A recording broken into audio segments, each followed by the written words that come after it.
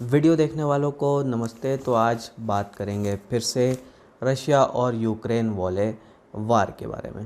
तो ये लड़ाई चल रही है। आपने अगर मेरा पिछला वीडियो देखा है तो आप जानते होंगे कि इस लड़ाई का पूरा बैकग्राउंड जो है वो अमेरिका ने ही तैयार किया था और एक तरह से ऐसी परिस्थितियां अमेरिका ने बना दी थी कि रशिया के लिए जो है ये युद्ध लड़ना जो है मजबूरी हो गई थी। उसके पास जो है और कोई विकल्प बनता ही नहीं था।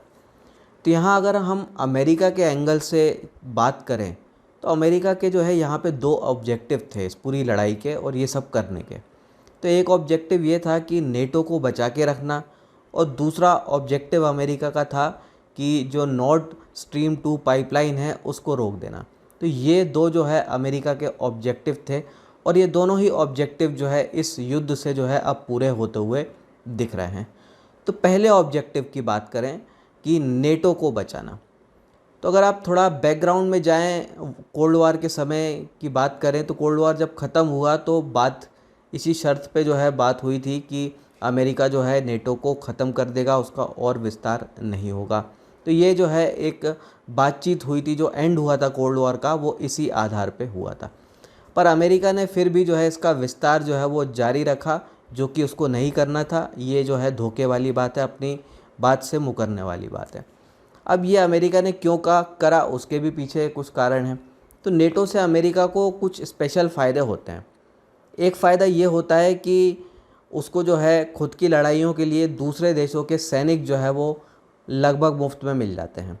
तो आप ज़रा देखिए, अफ़गानिस्तान का जो युद्ध था उसमें पूरे नेटो देशों के सैनिकों ने जो है लड़ाई लड़ी, पर ये असल में लड़ाई किसकी थी? अमेरिका की ही थी। हमला किस पे हुआ था? अमेरिका पे ही हुआ था।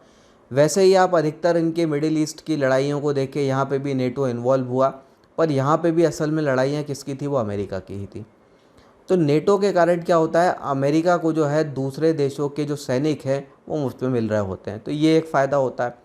दूसरा फ़ायदा ये होता है कि उसको जो है हथियार बेचने का एक और मौका मिल जाता है नेटो देशों को, और साथ में इनकी सुरक्षा की गारंटी के नाम पे जो है कुछ पैसा भी मिल जाता है। वो अपने सैनिक वहाँ पे रखता है, उसका खर्चा जो है यही देश जो है उठाते हैं। तो ये सारे फ़ायदे जो है नेटो को होते हैं। और एक बड़ा फ़ायदा जो ये होता है कि इनकी अमेरिका की जो हथियार इंडस्ट्री है उसको बहुत बड़ा फ़ायदा होता है और ये फ़ायदा अल्टीमेटली अमेरिका को ही हो जाता है। तो ये सारे फ़ायदे जो है होते हैं और इन्हीं फ़ायदों के लिए जो है नेटो को अभी तक जो है ज़िंदा रखे हुए हैं वो, और इसीलिए जो है वो इसका थोड़ा थोड़ा विस्तार भी कर रहे थे, जो कि संधि के विरुद्ध है। तो ये इनका एक पहला ऑब्जेक्टिव था कि नेटो को हमें बचाना है। अब क्या हो रहा था कि स्थिति जो है इस प्रकार की बन रही थी, क्योंकि रशिया के साथ जो है काफ़ी अच्छा जो है उनका ट्रेड हो रहा था। तो ये ट्रेड जब आपके होने लगते हैं आपस में, तो संबंध भी जो है वो फिर दोस्ती वाले बनने लगते हैं। और अगर दोस्ती वाले संबंध बन जाएंगे तो फिर आप डरा के हथियार नहीं बेच पाओगे। तो ये चीज़ जो है अमेरिका के लिए घातक होती है। तो काफ़ी सारे जो है ट्रेड जो है होने लगे थे रशिया के साथ, और वर्ल्ड वार के समय तक, कोल्ड वार के समय तक जो है यूरोप जो है वो रशिया को अपना दुश्मन ही समझता था। बहुत सारी लड़ाइयाँ हुई हैं। तो वो दुश्मनी वाली बात जब तक ज़िंदा रहेगी तब तक अमेरिका के लिए अच्छा है और नेटो के लिए भी अच्छा है। तो हो क्या रहा था कि नॉर्थ स्ट्रीम 2 जो पाइपलाइन जा रही थी जर्मनी के, तो ये पाइपलाइन जो है क्या करती, जर्मनी और रशिया के बीच के संबंधों को और ज़्यादा बेहतर बना देती। और जबकि वर्ल्ड वार के समय जो है ये एक दूसरे के बहुत बड़े दुश्मन थे। तो इनके अगर संबंध मजबूत होते हैं और बाकी देशों के भी फिर होते हैं ट्रेड के कारण, तो फिर जो है वहाँ पे नेटो के प्रेजेंस को ख़तरा बन जाता है, जो कि अमेरिका के लिए बुरा है। तो यहाँ क्या हो रहा था, अगर हम ट्रेड का अंदाज़ा लगाएं तो भारत और रशिया के बीच जो ट्रेड है वो 10 बिलियन का है। लेकिन आप रशिया और जर्मनी के बीच का ट्रेड देखें तो 100 बिलियन का है।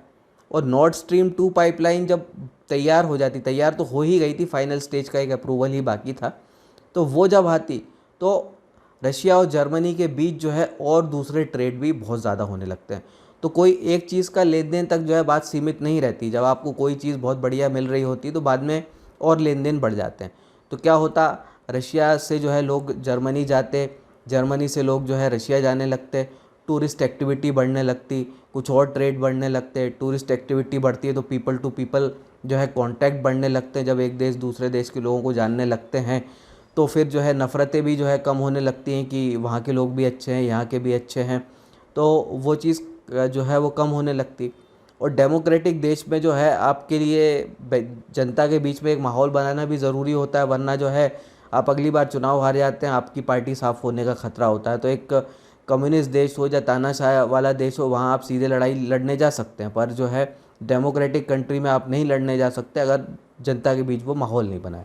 तो अभी जो नफ़रत का माहौल है वो ख़त्म हो जाता। अगर ट्रेड होता, इस तरह से जो है पीपल टू पीपल कांटेक्ट होता, टूरिज़्म बढ़ता। और एक और इसका बड़ा नुकसान ये होता कि बाद में जो है इसके चांस बहुत बढ़ जाते कि ये जो देश हैं वो आपस में अपनी ही करेंसी में ट्रेड कर लें। तो अभी क्या होता है कि जैसे तेल है, गैस है, ये सारी इंटरनेशनल कमोडिटीज़ हैं, तो इसमें यूजुअली डॉलर में जो है ट्रेड होता है। अब जर्मनी और रशिया के बीच इतना ट्रेड होने लगता तो हो सकता है कि जो है वो यूरो या फिर रूबल में ट्रेड करने लगते हैं। तो इससे जो है अमेरिकन डॉलर में जो ट्रेड कम होता वो अमेरिका का नुकसान है। तो अमेरिका का जो है इस नॉर्थ स्ट्रीम पाइपलाइन से जो है ये बहुत बड़ा थ्रेट बन रहा था कि फ्यूचर में शायद जो है पेट्रो डॉलर या गैस जो डॉलर है, यूएस डॉलर है, उसकी सुप्रीमेसी पे जो है ख़तरा होता। और जो इराक पे जो हमला किया गया था अमेरिका, वो भी एक्चुअल में यही कारण था कि इराक जो है वो अमेरिकन करेंसी से बाहर जो है वो ट्रेड करने जा रहा था। तो ये बड़ा रीज़न है। तो ये दो रीज़न जो है मेन थे अमेरिका के, और ये ऑब्जेक्टिव अब पूरे होते दिख रहे हैं। तो अब आप देखिए जर्मनी ने जो है उस थ्रेट को जो है वो अब मान लिया है जो अमेरिका का बनाया हुआ है, और नॉर्थ स्ट्रीम को जो है वो अब कैंसिल कर दिया गया है। उसको जो अप्रूवल देना था वो उसने बंद कर दिया है। तो अमेरिका के यहाँ पे दोनों ही ऑब्जेक्टिव पूरे हो रहे हैं, नेटो को बचाने वाला भी और नॉर्थ स्ट्रीम 2 पाइपलाइन को रोकने का भी। तो ये दोनों ही ऑब्जेक्टिव अमेरिका के पूरी तरह से क्लियर हो रहे हैं। अब यहाँ पे होता क्या है कि बर्बाद कौन हो रहा है? बर्बाद यहाँ हो रहा है यूक्रेन।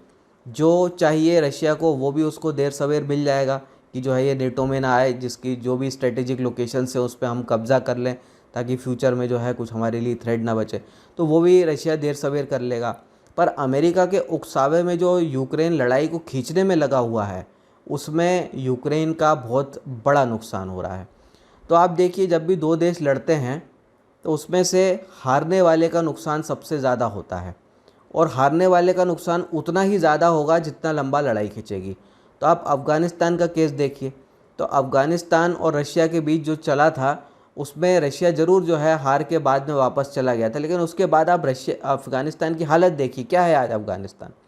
तो लड़ाई अगर आप हार रहे हो तो अच्छा यही होता है कि आप जल्दी से जल्दी हार लो, ताकि आपके देश का कम से कम नुकसान हो, आपके लोगों का कम से कम नुकसान हो, पब्लिक का पलायन कम से कम हो, ताकि इकोनॉमी को जो है वार ख़त्म होने के बाद जल्दी ट्रैक पे लाया जा सके। तो ये सारी चीज़ें अब नहीं होनी। तो जो यूक्रेन का राष्ट्रपति कर रहा है ये बेवकूफ़ी कर रहा है, अपने देश के साथ जो है वो बहुत गलत कर रहा है, और ये अमेरिका के इशारे में कर रहा है। तो अमेरिका सोच रहा है कि अफ़गानिस्तान की तरह की हम स्थिति बना दें कि जैसे जो है लंबे युद्ध जब खिंचा था तो रशिया वाले परेशान होकर खुद चले गए थे, तो वहाँ भी ये चले जाएं। पर ऐसा मुझे लगता है कि ऐसे अमेरिका के मंसूबे तो पूरे नहीं होने, पर अमेरिका के जो दो मेन ऑब्जेक्टिव थे वो यहाँ पे 100% जो है पूरे हो गए, और इससे जो है अमेरिका का काम हो गया है। तो इसके साथ जो है मैं अपनी बात आज की ख़त्म करता हूँ। इस पर आप अपने विचार रखिएगा। फिर मिलेंगे। जय हिंद।